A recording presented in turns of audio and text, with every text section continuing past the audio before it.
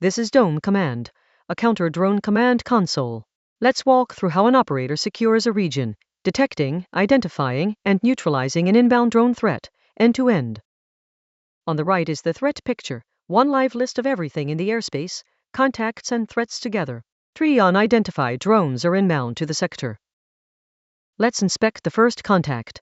I'll open its full sensor picture, and then its raw sensor data. Here is the heart of it. No single sensor is trusted. Watch the confidence climb as each independent sensor corroborates the track, electro-optical, radar, remote ID and radio frequency direction finding. One sensor alone is only a contact.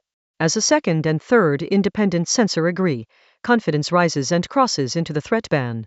3 or more sensors, plus an adverse track, is what makes it a threat. A machine may never declare something hostile on its own. That is a human's responsibility. As the operator, I'll declare this contact a threat. It is now a declared threat, recorded with the operator's name, and it becomes engageable. With a threat declared, let's build an engagement plan. The solver runs an optimal weapon target assignment across our interceptors and proposes a plan, with its predicted outcome. Nothing has moved yet, authority is manual. The operator is on the trigger. I'll authorize it and task the drones with a single click. Every interceptor receives its assignment as a policy, all at once, not one drone at a time.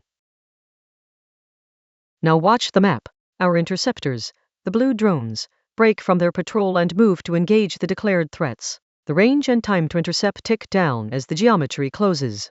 This is a coordinated human-authorized response live.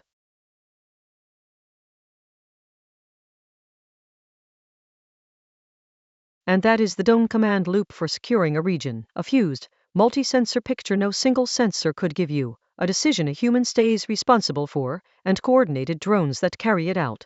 Detection to neutralization, end-to-end.